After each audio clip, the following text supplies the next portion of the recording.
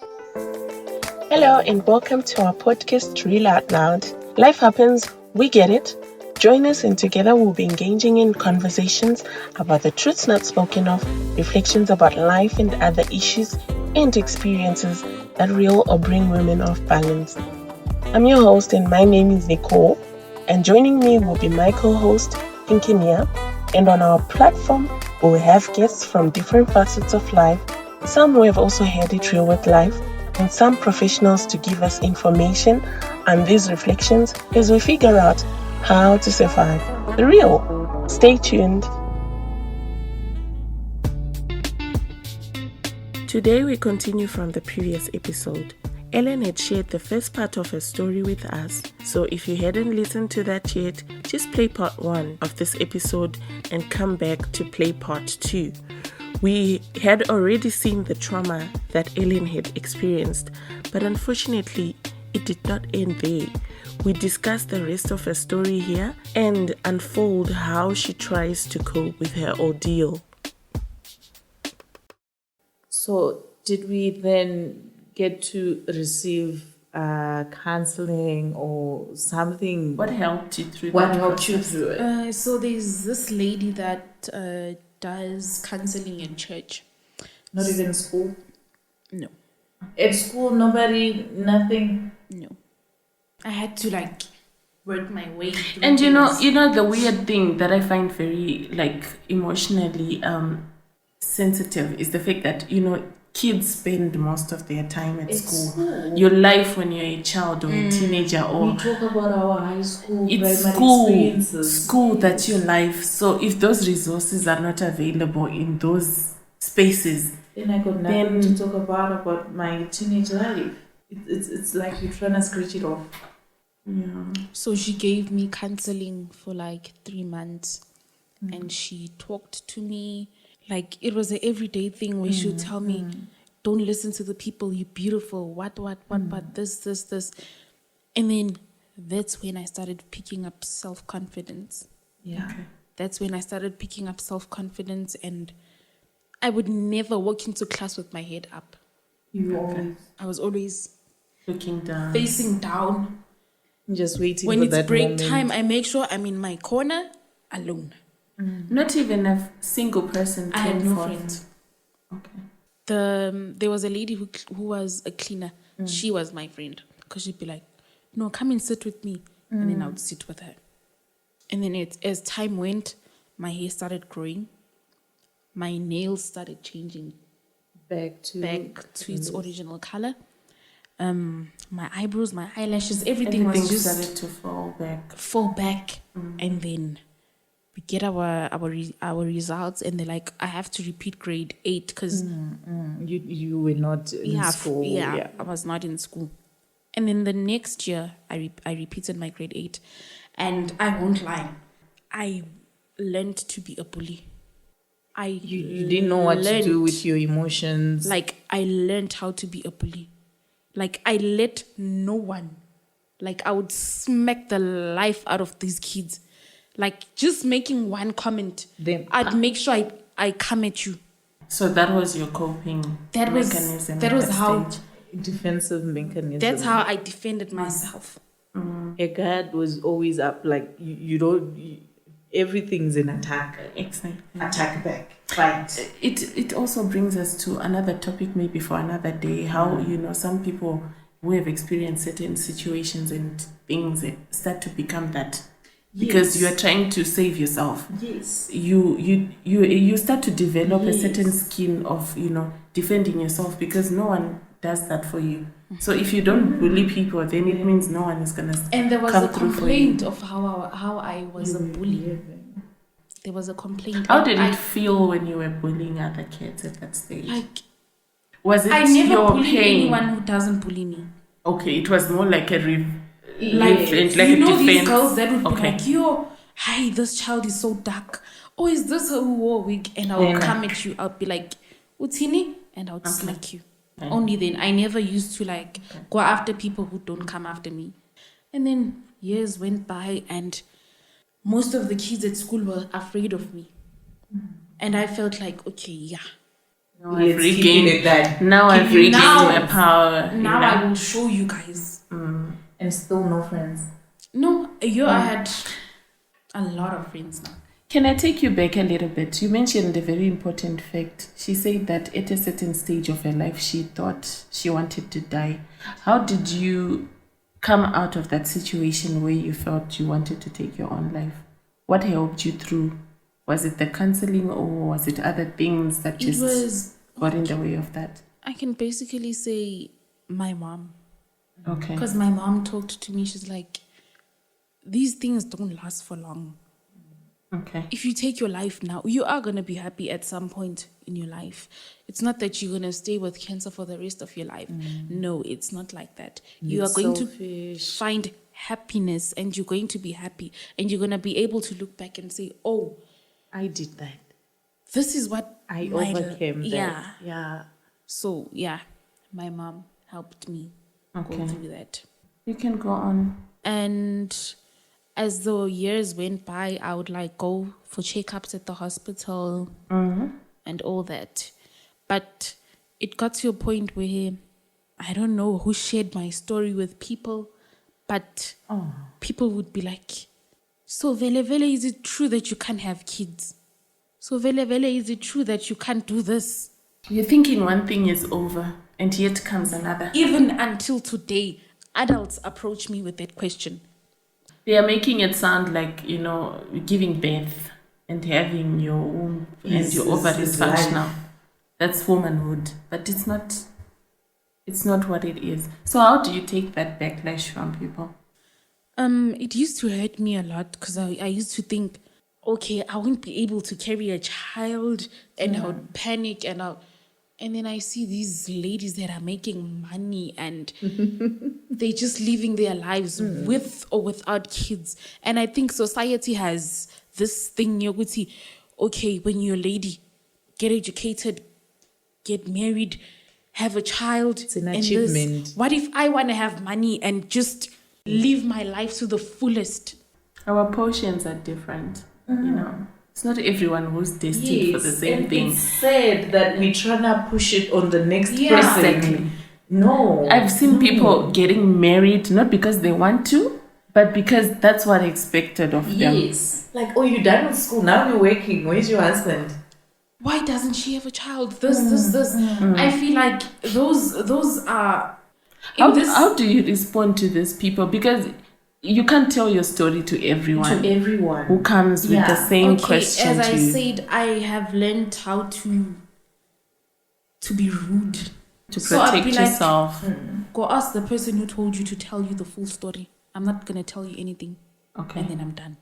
It will be exhausting every time someone like, oh, so Exactly. no, what happened? Oh, come on. Exactly. Come on. I don't And know. when you are going through something like as intense as cancer, what personal. it's a personal thing, number Yeah. one, for a start. And it's not something that you would want everyone to be sorry for you. Yeah, You are trying to deal, and That's the thing. the Like, pity people is feel just too overwhelming. like when you walk in, they're like, oh my word, I'm so... The Yeah, one I'm gift alive. that is most important in And life, when I the- still got it, And mine not leaving. So it doesn't matter. And it affected me like in the dating life. Hey, my mom doesn't hear this. Okay. Okay.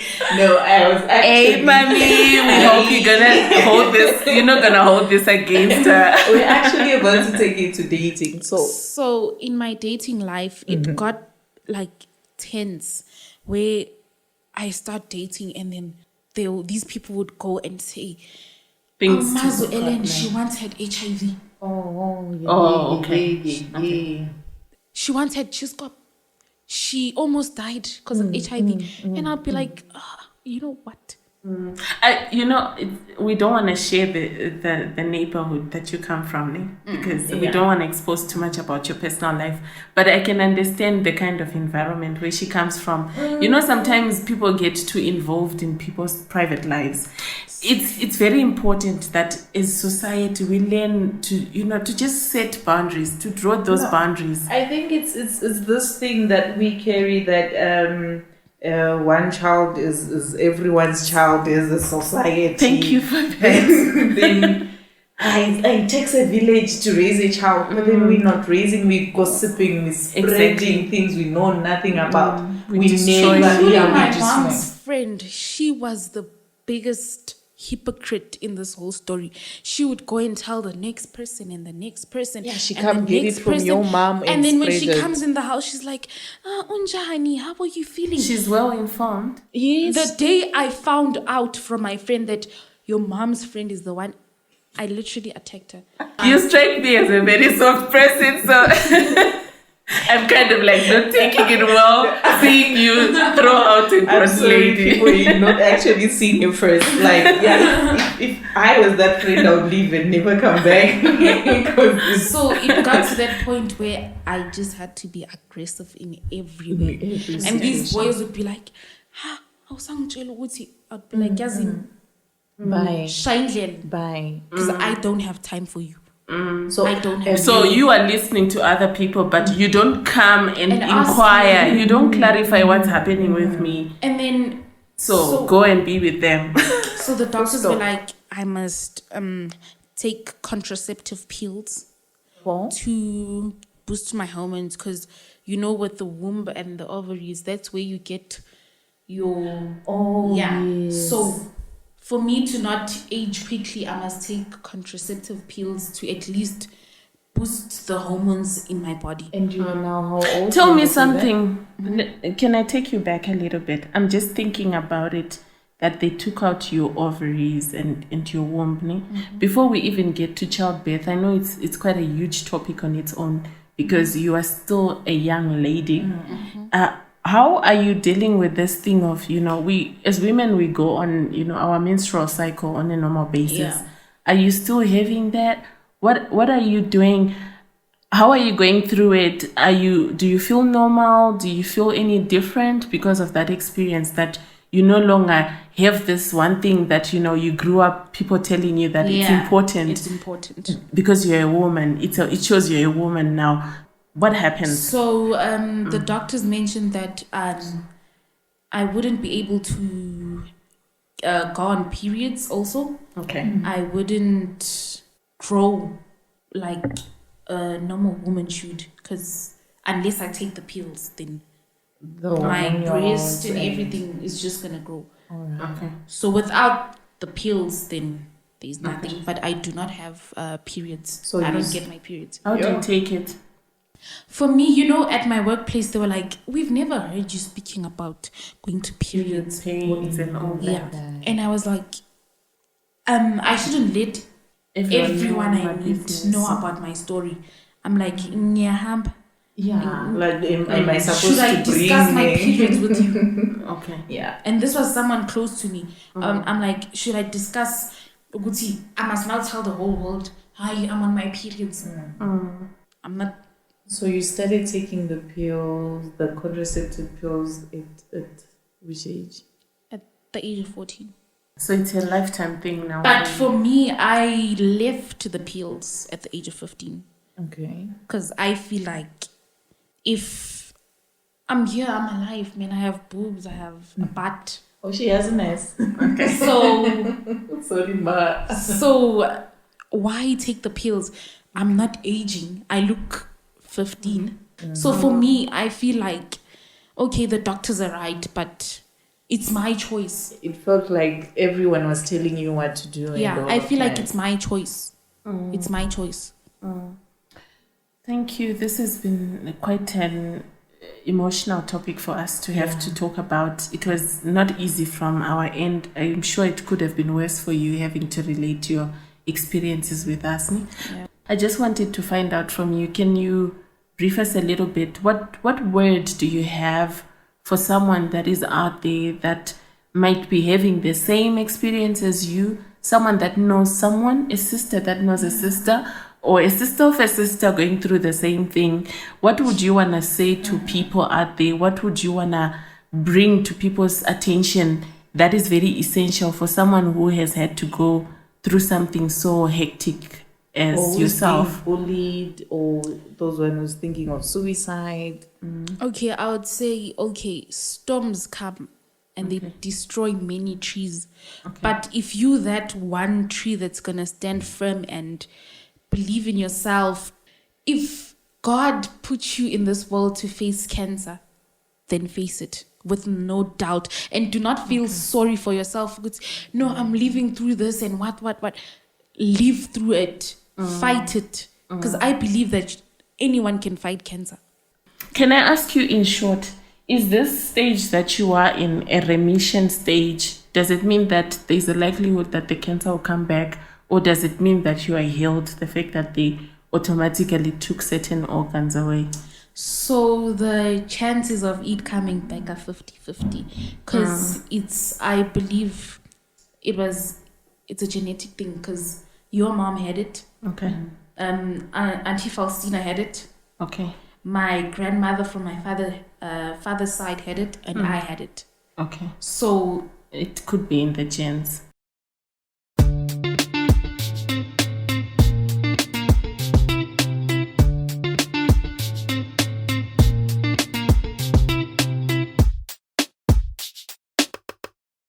What would you say to someone who's scared like myself?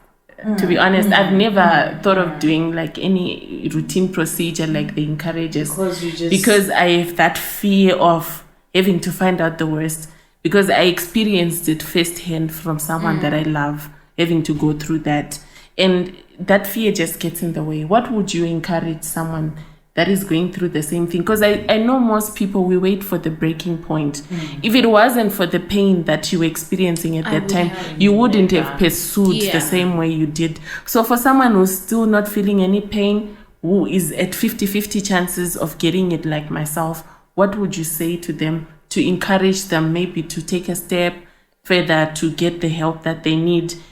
What would you say to them? So what I would say is the earlier the better. Okay. Do it. Okay. Regardless of the results you're gonna get, because the earlier they get it, it's gonna be the better. The better. Cancer will never take your life at the stage of stage 1. Okay.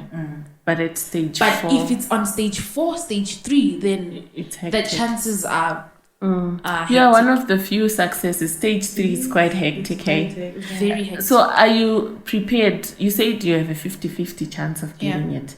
How are you dealing with that possibility of, you every know, time you go, you're thinking, I might go I back feel like to the if same. it comes back, okay, my fear is death. I fear. Okay. Like, I don't not ready to die. I'm not ready to die. You've got a lot to do. I'm Who's not. counting money? But I feel like if it had to come and me surviving it, I feel like I would be a bigger person, like in every way. Okay. Like I would face it heads on. Okay. I've once faced you, I will face you again. Okay. So I'm not scared. Okay. I'm not scared. Yeah, I'm not. You had the girl. Yeah. Attitude is most important when dealing with such intense situations. I just have a quick question, you Nicole. Like, okay, so for a person like me, because I've never, I also have my fears, so I've actually never, even for a pap smear or anything like that, I've never gone. I have fear of injections or anything to do. Hospital, I freak out. Okay. Where do I go? How do I go about it to do this routine checks? Okay, one of the things that I can advise from my own point of view, I'm not in the medical field, I can say, but I'm more vested in the mental health field. But from the little knowledge that I have and the expertise that I have is that it's very important for you to go. You can go to any public hospitals. Now there are screening centers. For a moment I was working at Pink Ribbon Breast Care Center. They were doing breast care screening. Yeah. Clinics, hospitals, these screening centers, you know, they are all doing that now. And people are getting, those who are on medical aid, they've got access to screening benefits. So it's something that you can do, or you can go to a public hospital and get the help. It doesn't matter there's someone in the family. We are scared because we have that history in the family. But even if there is no one in the family, you could be the first one. Okay? So just do your routine check as normal. You heard her. Fear stands in the way of you getting the help that you deserve. Better early than late. Yeah. So do it. So Ellen, we did speak about what can you tell a girl child out there, an adult who's going through all of this. what can you tell the community that has this mentality of spreading whatever they don't verify, and those bullies and all those people who are always trying to put someone down? From those bullies from when you were 14, when you went to high school, those bullies, what can you tell them now? What I would say is it's not their fault. We're not really educated about cancer, as I would like to say, as the Black community. We're not taught on how to react, on how to treat a person who has cancer. Because in our race, I feel like it's taken as something that cannot be cured, or something that's just a storm. Yeah, it's guys, cancer is not contagious. So the worst cases basically come because people are not knowledgeable and they are not getting the necessary help. People should be taught, especially in schools. Yeah. Schools need, for the bullying, schools need to be institutionalized to people's emotions. Yeah. That emotions matter. It's not about all these other things that they prioritize. I think that's one of the things that can help with the bullying aspect. True. Because as long as people are not educated, they will perish. Literally. Yeah. So which other centers would you advise people to go to for that kind of help, besides the private doctors, the public hospitals and whatnot? Because I'm sure most people, they don't have medical aid. So do you know of any, maybe, or it will be a topic for another day? A foundation called CHOC. Okay. CHOC. So CHOC educates people on how to deal, on how to know when you have cancer and how to react on it. Okay. So it's called CHOC. Okay. Yeah. People can go out there and get the necessary help. Yeah. Thank you so much, Ellen. This was very brave of you to actually come out and share this. Thank you so much. We appreciate you a whole lot. And this was... We hope the other 50 never comes. The other 15% chance never comes. Yeah. I just want to say, growing up in high school, there's this sentence that someone told me and I never forgot it. The word that you say to someone today can actually build them or destroy them. So choose your words very carefully and choose how you react to the next person, because you never know what they're going through. Come on. Be kind always. Because as much as you are going through your stuff, doesn't mean you have to offload it on the next person. Be kind, and they will be kind as well. Let us just be kind to one another. Oh, you didn't know this. We didn't know this. Girl can sing. So she's gonna freestyle us out. Give us a few words, girl. Way make, miracle work, promise keep, light in the darkness. That is who you are. Thank you so much. Thank you. For more on our episodes, on these relatable conversations, powerful and empowering messages, and access to these discussions on actionable tips, please check us on our website, www.realoutloud.co.za, or other podcast platforms such as Google Play, iTunes, and many other. Our episodes are also accessible on social media platforms indicated on our website and our YouTube page. Don't forget to like, share, subscribe, and invite others to our web page. Ciao!